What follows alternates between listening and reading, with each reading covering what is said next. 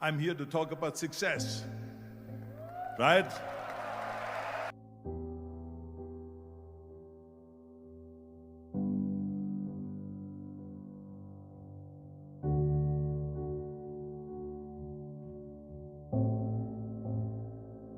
The first rule of success is to have a vision. You see, if you don't have a vision of where you go, and if you don't have a goal where you go, you drift around and you never end up anywhere. It's like you can have the best ship in the world, you can have the best airplane in the world. If the pilot or the captain doesn't know where to go, it would just drift around. It would not end up anywhere, or most likely in the wrong place. So I was very fortunate that I stumbled onto my vision. I mean, as you know, I was born in 1947 in Austria after the Second World War. And I didn't really like Austria when I grew up. I couldn't wait to get out of there. I couldn't see myself becoming a farmer or a worker in a factory or anything like that, even though my parents wanted me to stay there and have a normal life. My father wanted me to become a police officer like he was. My mother wanted me just to stay there and marry a girl with the name of Heidi, hopefully, and have a bunch of kids and run around like the Van Trapp family in The Sound of Music. But that was their vision, not mine. My vision was totally different. I felt that I was born for something special, for something unique, for something big. Do you know how great it felt that I knew where I was going? Imagine the majority of people don't know where they're going. When you have a goal, when you have a vision, everything becomes easy. Because remember that in America, for instance, when you study, you will see the percentage of people that like their jobs. 74% hate their job in America. Now, there is not much different when you come to Europe. The majority of people don't like what they're doing because they're really not doing it because they didn't have a goal and they followed this goal. They just aimlessly drift around, and then all of a sudden there's a job opening, so they get that job because you have to work. But then when you work, it's a chore. It's work. It's not fun. So if you think about, only a quarter of the people really enjoy what they're doing in life. That is unbelievable if you think about it. So I felt so blessed that I knew what I was doing. It's like a medical student that studies and knows he wants to become a doctor. You know where to go. So I knew where to go. So people always ask me, when they saw me in the gym in the pumping iron days, they say, why is it that you're working out so hard? 5 hours a day, 6 hours a day, and you have always a smile on your face. The others are working out just as hard as you do, and they look sour in the face. Why is that? And I told people all the time, I said, because to me, I'm shooting for a goal. In front of me is the Mr. Universe title. So every rep that I do gets me closer to accomplishing that goal, to make this goal, this vision, turn into reality. Every single set that I do, every repetition, every weight that I lift will get me a step closer to turn this goal into reality. So I couldn't wait to do another 500-pound squat.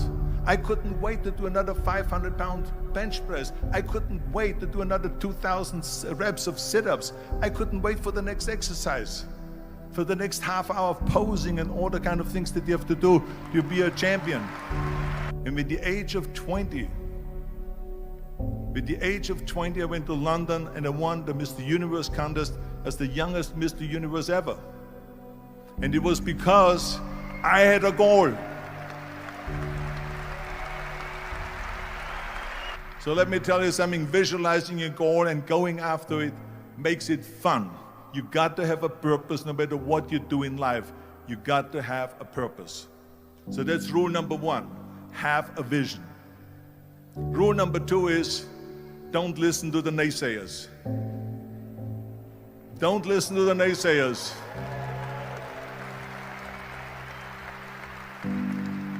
Everything I ever did, the thing that I heard out of people's mouth was, that's impossible.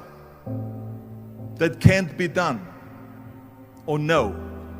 So whenever someone said to me, it can't be done, I heard it can be done. When they said no, I heard yes. And when they said it's impossible, I heard it is possible. I'm a strong believer of what Nelson Mandela said, that everything is always impossible until someone does it. Well, I'm going to be the one, I said to myself, I'm going to do it and I'm going to show it to them. Maybe it has never been done before. That's perfectly fine with me. But I'm going to do it. And I did not listen to the naysayers.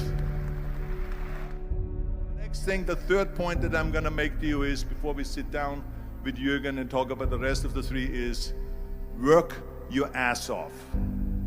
There is no magic pill. There is no magic out there. You cannot get around. You have to work and work and work. And it drives me crazy when people say they don't have enough time to go to the gym for 45 minutes a day and work out. Or to do something for 45 minutes to an hour a day to improve. If it is physically improve or if it is mentally to improve. Imagine you read 1 hour a day about history. How much you will learn after 365 hours in 1 year. Think about if you study about the history of musicians, of composers, how much you would know. Imagine if you would work on a business, on some business that you want to develop every day for an hour. Imagine how further along you will go and get. So it drives me nuts because we have, when people say we don't have the time, we have 24 hours a day.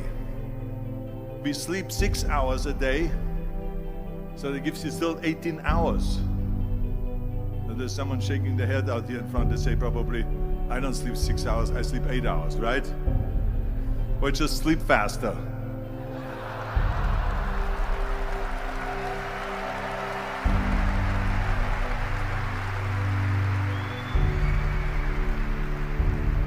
So we have 18 hours a day. The average person works around 8 to 10 hours. So let's assume it's 10 hours, so we have 8 hours left. Then you travel around an hour a day, maybe 2 hours a day. So now you have still 6 hours left. So what do you do with these 6 hours? What do you do with these 6 hours? Then we eat a little bit, then we schmooze a little bit, talk a little bit to people and all that stuff. But you can see how much time there is available if you organize your day. So you got to work hard. I mean, let me tell you something. When I went to America, I went to college. I went and worked out 5 hours a day. And I was working on construction. Because in those days in bodybuilding, there was no money. I didn't have the money for food supplements or anything. So I had to go to work. So I worked on construction. I went to college. I worked out in the gym, and at night from 8 o'clock at night to 12 midnight, I went to acting class 4 times a week. So I did all of that. There was not one single minute that I wasted. I became very friendly with Muhammad Ali in the 70s. And Muhammad Ali worked his butt off. And I saw it firsthand. And I remember that there was a sports writer that was there in the gym when he was working out and he was doing sit-ups. And they asked him, how many sit-ups do you do? And he said, I don't start counting until it hurts. Now think about that. He doesn't start counting his sit-ups until he feels pain. That's when he starts counting. That is working hard. And so you can't get around the hard work. It doesn't matter who it is.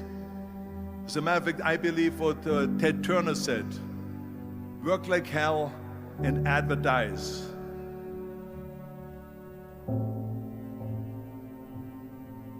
You get it? Work like hell, go to bed, and early to rise, work like hell and advertise. So you work your ass off, and then you let the world know about your work.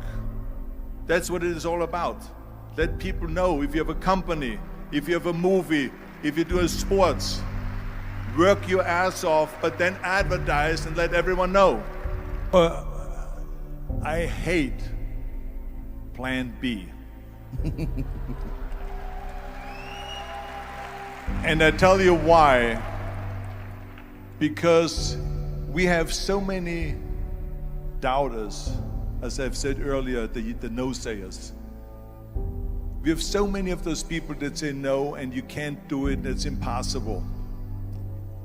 That is okay because we just turn off, as I said earlier, and we listen and we hear the no being a yes. You can't do it, you can do it, and all of that. So that is possible to do that amongst all the negative people around you. But when you start doubting yourself, that's very dangerous. Because now what you're basically saying is that if my plan doesn't work, I have a fallback plan, I have a plan B. And that means that you start thinking about plan B, and every thought that you put into plan B, you're taking away now that thought and that energy from plan A.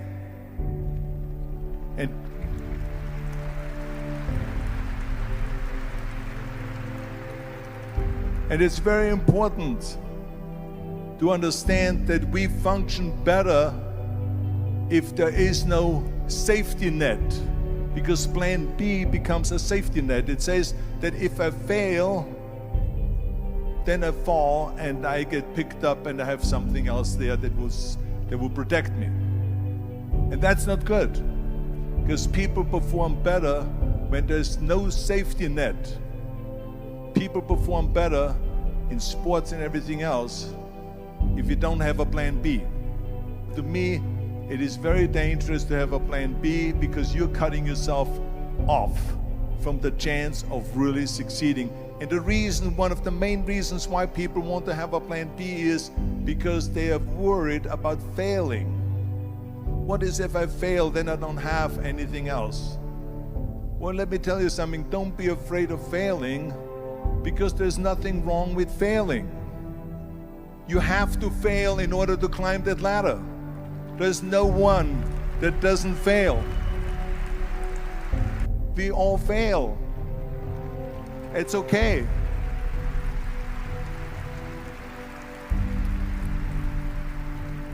What is not okay is that when you fail, you stay down. Whoever stays down is a loser. And winners will fail and get up, fail and get up, fail and get up. You always get up. That is a winner. That is a winner. Hey, we all lose. We all have losses. This is okay. And this is why I say don't be worried about losing, because when you're afraid of losing, then you get frozen. You get stiff. You're not relaxed. You got to be, in order to perform well in anything, if it's in boxing or if it is on your job or with your thinking, is only happening when you relax. So relax. It's okay to fail. Let's just go all out and give it everything that you got. That's what it is all about. So don't be afraid to fail. This is one of my 6 rules to success. You can only feel complete as a person if you think about what can you do for your